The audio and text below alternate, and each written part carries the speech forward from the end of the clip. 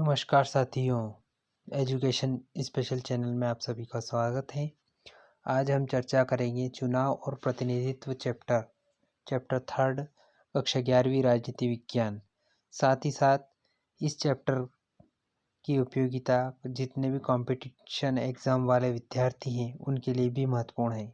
तो आइए हम जानेंगे महत्वपूर्ण प्रश्न। इससे पहले यदि आप चैनल पर नए हैं और अभी तक आपने चैनल को सब्सक्राइब नहीं किया है तो मित्रों पहले आप चैनल को सब्सक्राइब कर लें और बेल आइकन को प्रेस कर लें ताकि आने वाले वीडियो के नोटिफिकेशन आपको मिलते रहेंगे। साथ ही साथ वीडियो को बिना स्किप किए हुए अंत तक देखें। चुनाव और प्रतिनिधित्व मुख्य बिंदु जान लेते हैं। पहले 1984 के लोकसभा चुनाव में कांग्रेस पार्टी 543 में से 415 सीटें जीती थी, जो कुल 80% से अधिक हैं। पूरे देश को 543 निर्वाचन क्षेत्रों में बांट दिया गया। प्रत्येक निर्वाचन क्षेत्र में एक प्रतिनिधि चुना जाता है और उस निर्वाचन क्षेत्र में जिस प्रत्याशी को सबसे अधिक वोट मिलते हैं उसे निर्वाचित घोषित कर दिया जाता है। लोकसभा की 543 निर्वाचित सीटों में 79 यानी कि 79 अनुसूचित जाति और 41 सीटें अनुसूचित जनजाति के लिए आरक्षित हैं। 1989 तक 21 वर्ष से ऊपर भारतीय नागरिकों को वयस्क भारतीय नागरिक माना जाता था, परंतु 1989 में संविधान के एक संशोधन के द्वारा इसे घटाकर 18 वर्ष कर दिया गया।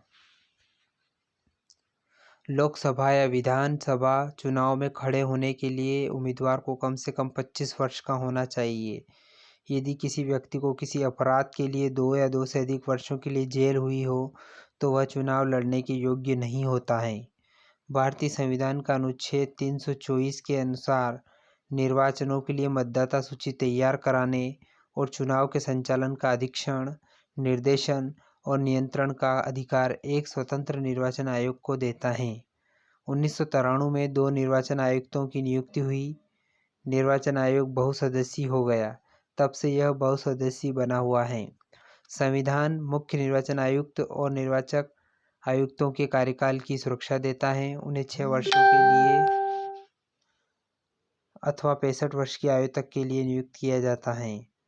भारत के संविधान के अनुच्छेद 324 के तहत भारत में शांतिपूर्ण एवं निष्पक्ष चुनाव संपन्न कराने के लिए एक चुनाव आयोग के गठन की व्यवस्था है। भारत के निर्वाचन आयोग की सहायता करने के लिए प्रत्येक राज्य में एक मुख्य निर्वाचन अधिकारी होता है। अब प्रश्नावली जान लेते हैं। निम्नलिखित में से प्रत्यक्ष लोकतंत्र में सबसे नज़दीक कौन बैठता है? तो साथियों इसका उत्तर है मीडिया द्वारा करवाए गए जनमत संग्रह। इनमें से कौन सा चुनाव आयोग कार्य नहीं करता है? मतदाता सूची तैयार करना, उम्मीदवारों का नामांकन, मतदान केंद्रों की स्थापना, आचार संहिता का लागू करना, पंचायतों के तो उम्मीदवारों का नामांकन। निम्नलिखित में से कौन सी बात राज्यसभा और लोकसभा के सदस्यों के चुनाव में समान है? 18 वर्ष से ज़्यादा की उम्र का हर नागरिक मतदान करने के योग्य है। विभिन्न प्रत्याशियों के बारे में मतदाता अपनी पसंद को वरीयता क्रम में रख सकता है। प्रत्येक मत का समान मूल्य होता है। विजयी उम्मीदवार को अधिक से अधिक मत प्राप्त होने चाहिए। प्रत्येक मत का अपना समान मूल्य होता है। फर्स्ट पास्ट द पोस्ट प्रणाली में वही प्रत्याशी विजेता घोषित किया जाता है जो सर्वाधिक मत अर्जित करता है। देश में सर्वाधिक मत प्राप्त करने वाले दल का सदस्य हो, चुनाव क्षेत्र के अन्य उम्मीदवारों से ज़्यादा मत हासिल करता हो या 50% से अधिक मत हासिल करके प्रथम स्थान पर आता हो। तो इसका सही उत्तर है चुनाव क्षेत्र के अन्य उम्मीदवारों से ज़्यादा मत हासिल करता हो। अगला प्रश्न है पृथक निर्वाचन मंडल और आरक्षित क्षेत्र चुनाव क्षेत्र के बीच क्या अंतर है? संविधान निर्माताओं ने पृथक निर्वाचन मंडल को क्यों स्वीकार नहीं किया? पृथक निर्वाचन मंडल और आरक्षित चुनाव क्षेत्र के बीच निम्नलिखित अंतर हैं। स्वतंत्रता के पूर्व भी इस विषय पर बहुत बहस हुई थी और ब्रिटिश सरकार ने पृथक निर्वाचन मंडल की शुरुआत की थी। इसका अर्थ यह था कि किसी समुदाय के प्रतिनिधि के चुनाव में केवल उसी समुदाय के लोग वोट डाल सकेंगे। संविधान सभा के अनेक सदस्यों को इस पर शंका थी। उनका विचार था कि यह व्यवस्था हमारे उद्देश्यों को पूरा नहीं करेगी, इसलिए आरक्षित निर्वाचन क्षेत्रों की व्यवस्था को अपनाया गया। इस व्यवस्था के अंतर्गत किसी निर्वाचन क्षेत्रों में सभी मतदाता वोट तो डालेंगे, लेकिन प्रत्याशी केवल उसी समुदाय या सामाजिक वर्ग का होगा जिसके लिए वह सीट आरक्षित है। संविधान निर्माताओं ने पृथक निर्वाचन मंडल को इसलिए स्वीकार नहीं किया क्योंकि अनेक ऐसे राजनीतिक सामाजिक समूह हैं जो पूरे देश में फैले हुए हैं। किसी एक निर्वाचन क्षेत्र में उनकी इतनी संख्या नहीं होती कि वे किसी प्रत्याशी की जीत को प्रभावित कर सके, लेकिन पूरे देश पर नज़र डालने पर वे अच्छे खासे बड़े समूह के रूप में दिखाई देते हैं। उन्हें समुचित प्रतिनिधित्व देने के लिए आरक्षण की व्यवस्था जरूरी हो जाती है। संविधान अनुसूचित जातियों और अनुसूचित जनजातियों के लिए लोकसभा, राज्यसभा की विधानसभाओं में आरक्षण की व्यवस्था करता है। प्रारंभ में यह व्यवस्था 10 वर्ष के लिए की गई थी, परंतु संवैधानिक संशोधनों द्वारा इसे बढ़ाकर 2010 तक कर दिया गया है। आरक्षण की अवधि खत्म होने पर संसद इसे और आगे बढ़ाने का निर्णय ले सकती है। इन दोनों समूहों की आरक्षित सीटों का वही अनुपात है जो भारत की जनसंख्या में इसका अनुपात है। आज लोकसभा की 543 निर्वाचित सीटों में 79 अनुसूचित जनजाति और 41 अनुसूचित जनजाति के लिए आरक्षित हैं।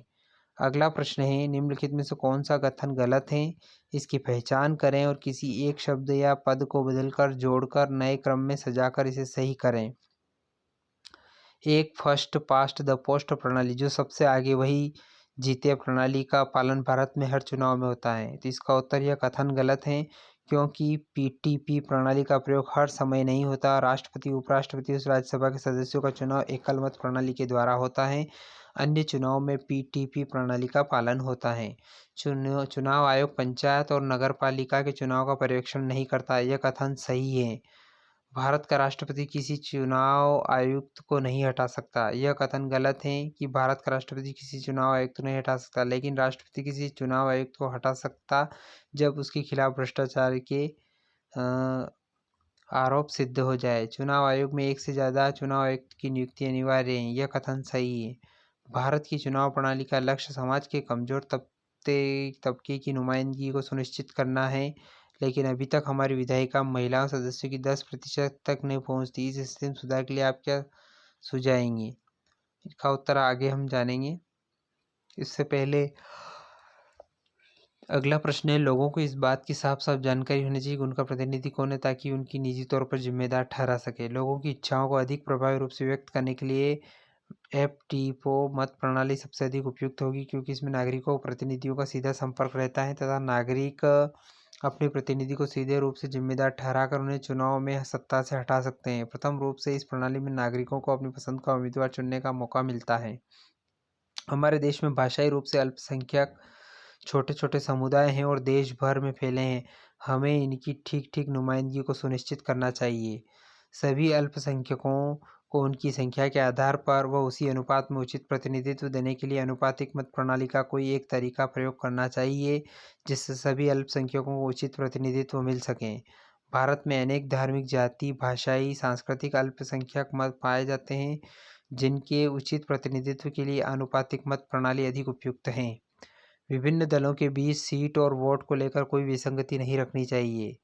इस वर्ग के लोगों की इच्छा को पूरा करने के लिए आनुपातिक मत प्रणाली का लिस्ट प्रणाली प्रयोग में लाया जा सकता है, जिसके अनुसार राजनीतिक दलों को मिलने वाली वोटों व उनके द्वारा प्राप्त सीटों में एक निश्चित अनुपात पाया जा सकता है।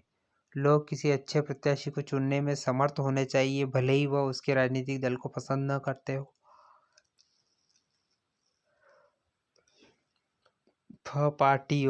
टीपो प्रणाली में नागरिक अपनी पसंद का उम्मीदवार चुन सकते हैं, भले वे उस उम्मीदवार के राजनीतिक दल को पसंद ना करते हैं। एक प्रश्न पूछा है, एक भूतपूर्व मुख्य चुनाव आयुक्त ने एक राजनीतिक दल का सदस्य बनकर चुनाव लड़ा। इस मसले पर कई विचार सामने। एक विचार यह था कि भूतपूर्व मुख्य चुनाव आयुक्त राजनीतिक स्वतंत्रता, उसे किसी राजनीतिक दल में होने या चुनाव लड़ने का अधिकार है। दूसरे विचार के अनुसार ऐसे विकल्प की संभावना कायम रखने चुनाव आयोग की निष्पक्षता, इस कारण भूतपूर्व चुनाव आयोग को लड़ने की अनुमति नहीं देने का। आप इसके पक्ष में यह सही है। एक मुख्य चुनाव आयुक्त अवकाश ग्रहण करने के बाद एक राजनीतिक दल की सदस्यता ली व उसे राजनीतिक दल के उम्मीदवार के रूप में चुनाव भी लड़ा। यह भी सही है कि मुख्य चुनाव आयुक्त भी एक नागरिक है, वह उसके अपने राजनीतिक अधिकार हैं, जिसके आधार पर वह किसी राजनीतिक दल की सदस्यता प्राप्त कर सकता है, वह चुनाव लड़ सकता है। परंतु चुनाव आयुक्त क्योंकि उस पद का पर स्वयं रह चुका है, जो चुनाव की प्रक्रिया को नियंत्रित तथा चुनाव आयोग को प्रभावित करता है। अतः यह उचित रहेगा कि मुख्य चुनाव आयुक्त राजनीति से दूर रहें और किसी प्रकार का चुनाव न लड़ें।